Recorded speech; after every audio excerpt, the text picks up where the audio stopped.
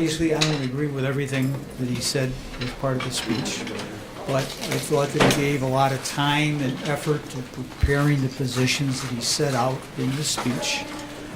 From my prior personal experience with Governor Rauner, he's a very dedicated person, and so I expect that he will expend a great deal of energy advancing those ideas before the legislature. My position relative to the governor is that I pledge to work with him cooperatively and professionally. I think that immediately we ought to focus on the deficits which are facing the state budgets, especially the deficit in the current budget, which is about $1.5 billion. There's 4 to 5 months left in the fiscal year, and there's a lot of items on everybody's agenda. But to me, the one that ought to get our immediate attention is the deficit in the current budget.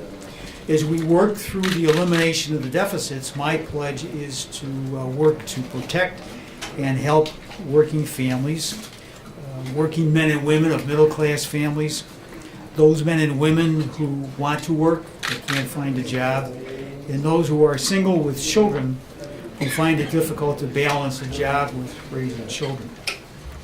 I want to compliment the governor on cooperating with me in my efforts to reform the governance structure at the Abraham Lincoln Library and Museum here in Springfield.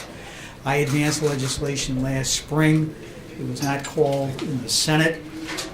In my judgment, why the Lincoln Library is one of the top 5 assets of the state of Illinois. I think it's greatly hindered today because of the 3-headed monster that governs the operation of the library. You have the library itself, you have the Historic Preservation Agency, and you have the foundation. And you have instances where the foundation, which is not elected, not appointed by a governor, is actually making spending decisions for the library. They incurred a huge debt to buy a collection in California, and now they're before the legislature asking the legislator to retire that debt. So today, governance at the library is a 3-headed monster. My view is that the library ought to be established as a freestanding entity. The governor should make the appointments to the board, confirmed by the Senate, and let the governor and the Senate select some really well-qualified people so that we can have good leadership at the library. They can move to apply for federal recognition for the library, which would be a great step forward. And we could improve the attractiveness of the library. You know, the attendance has been going down in the last few years, and it really ought to be going up. Questions? President Cullen said that he called the speech divisive and squandering an opportunity with rhetoric that denigrated the people in the state of Illinois. Yeah. How do you react to that? Well, as I Was said, it divisive? I didn't view it as divisive, and as I said, I've known Mr. Rauner before he decided to be a candidate for governor. He has a lot of strong views on a lot of public issues. He enunciated a lot of those views in the speech today, which he should do. Now those views, those issues, those bills will be before the legislature, and they'll be disposed of by the legislature, some favorably and some not favorably.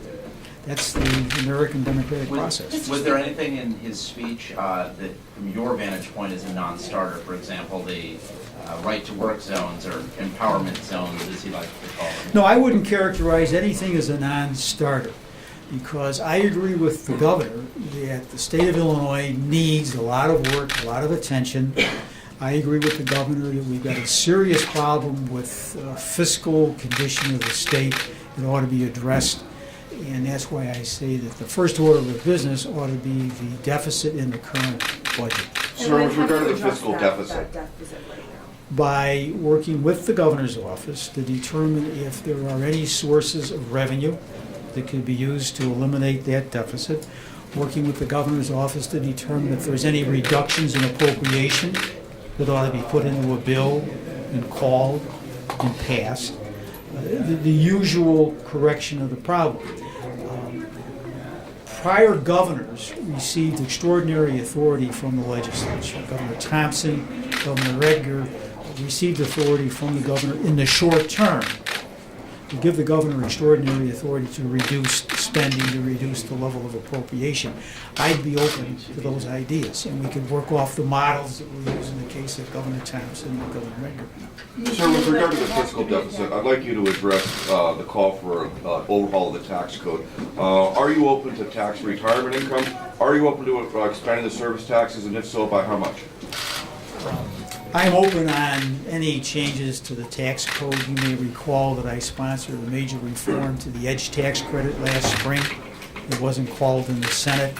I, for one, have filed a bill that would actually reduce the rate on corporate income in Illinois by 50% as part of a larger package that would give us true reform in the tax code and better able Illinois business to compete with other states and to show a profit, hire people who would pay taxes, and move the state forward.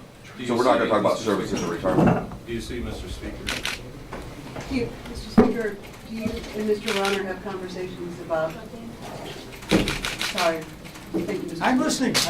Do you and Mr. Rauner have conversations about restoring the income taxes that lapsed?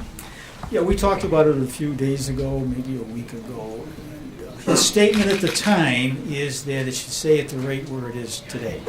That means don't extend the income tax increase that was done in January of 11. Okay? I think that in terms of the tax code, I think in terms of tax increases, why that has to be taken with the elimination of these budget deficits. So we have budget deficits. There's no dispute about that.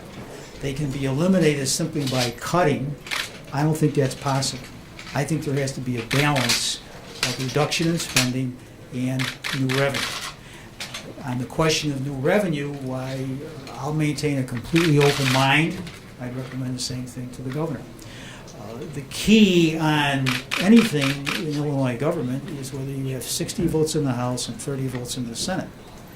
And if you want to adopt a new tax, increase a tax, you need to find 60 people in the House that will vote for it. That takes you to the question, what kind of taxes are we talking about? Sales taxes, income tax? Some people don't want to vote for a sales tax increase. Other people don't want to vote for income tax increase.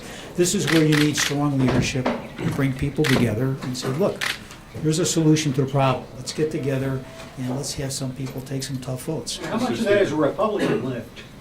How many Republican votes do you need out of that?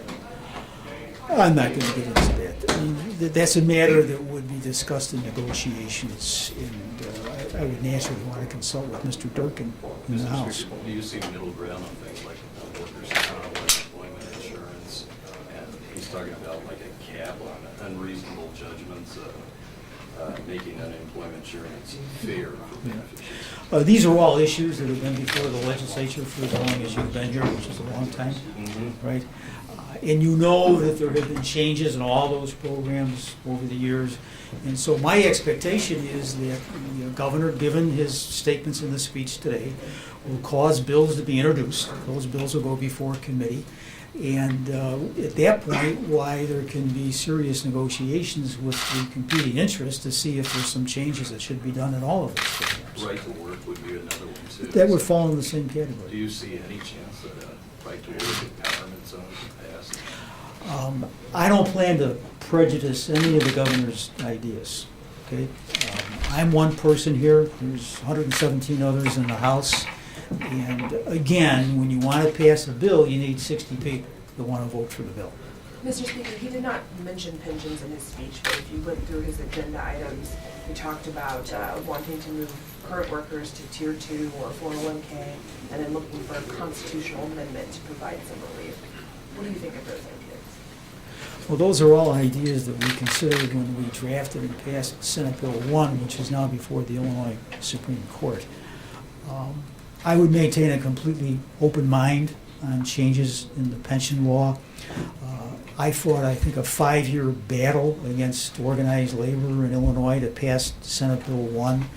I'm very hopeful that the Supreme Court approves it. If they don't, well, we're back at square one with a very serious problem, as you know. Just to clarify what you said before about discussions about putting that tax increase back in place, you said he's against it, he wants to keep it at 375 now, doesn't want it to go back to 5. And if so, how will you, in the short term, deal with the deficit that is now have programs going broke day after day after day? You mean the deficit in the current budget? Yeah. Right, sure. Well, there's a thing, down here, there's a thing called fund sweeps. Right. It's capital speak. And there's about $600 million in those funds that can be used to support current programs. That in combination with other changes like reductions in appropriation, stoppages on spending that the governor has already implemented, would get us pretty close to $1.5 billion. They've already instituted stoppages in spending, and I think that they'll be able to produce a lot of savings through that. Speaker, this right to work zone issue, could you give just, your personal comments? I know you said you're just one member, but is that something that would advance Illinois forward? Would we see our economy improve if something like that happened? You know, right to work and right to work zones are a favorite topic of, let's be kind and call them right-wing thinkers, right? There are others that disagree with it, okay? It all gets into economics, it gets into putting people to work. I'm for putting people to work. That's the best thing we can do for the state. So am I going to reject it out of hand? No. Do I want to know more about the details? Yes. And we'll take it with everything else that's going to be before the legislature. In your opening remarks, you commented that you're interested in protecting working class, middle class families. What does that mean to you, and what would that look like compared to some of the proposals that Mr. Rauner put forward? I think it means two things. Number one, what can the Illinois government do to improve the Illinois economy? If you do that, you put people to work. Number two, there are many Illinoisans today that are dependent upon state programs. They're not just poor people, they're middle income people. And to the extent that you're reducing state spending, I think you have to ask the question, what's the impact on working middle class families, people that would like to work but they can't find a job, single people with a child, trying to balance the child against the job. These are all considerations that have to be taken into account when you start talking about reducing government spending. What about a minimum wage increase? You said you'd support a phase-in of a quarter over 7 years. It got lapsed from Democratic members. Maybe we should have waved some flags when it said 7 years. I support increasing the minimum wage. I'm going to continue to support that. I'm going to continue to work upon that in the legislature. Would it look like his proposal, or would it be? Well, I don't know what his proposal is, but I think we would implement some of it before 7 years. Speaker, how are you on the Again? expansion of taxes on services? Are you in favor of, if the governor's talked about expanding the sales tax on services, saying we have an outdated tax system, what is your position on that? That's where you get to negotiations. That's where you get to the question, are there 60 people that will vote for more revenue for the state? Personally, I would be prepared to vote for a sales tax increase, for sales taxes or other taxes on services. It's all part of the negotiations. But I would say to the other side, if you want to find 60 votes in the House, there's a lot of people in the House that would like to vote for an extension of the income tax increase. That's just the reality. And again, we're back to the elimination of the budget deficits. In the current budget, and the next one, and the one after that. My judgment is to eliminate those deficits, you need some new revenue. So now you're at the negotiating table talking about taxes, what tax can you support, what tax do you not want to support.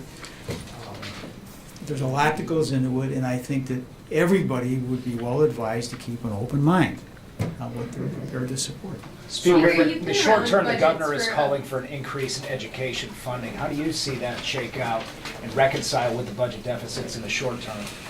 Well, obviously, it's a matter that has to be reconciled. Do I support increased funding for education? The answer is yes. What about the budget deficits? This is where you have to sit and reconcile these competing interests. Do you think this speech was a negotiation speech, sort of putting down Democratic ideas and Republican ideas to maybe a preview of the negotiating we could see? I think the speech was very reflective of Mr. Rauner's thinking. So I knew Mr. Rauner before he became a candidate for governor. And the ideas in this speech are very reflective on how he sees issues before the Illinois government and government in general. As I said earlier, I presume that he'll now reduce those ideas to bill form, file the bills before the legislature, they'll be referred to committees, and they'll be considered and they'll be negotiated. Sir, with regard to the Abraham Lincoln Presidential Library Foundation, what do you see its role as, that role be, and how might that role be different in the future than it is now? It should be a decision of a duly constituted library board, appointed by the governor, confirmed by the Senate, when in place would decide whether they want to have a foundation, and if they do, what would be its form, what would it do. As an example, there's certain revenue at the library today. Well, today the Okay. Thank you. Thank you.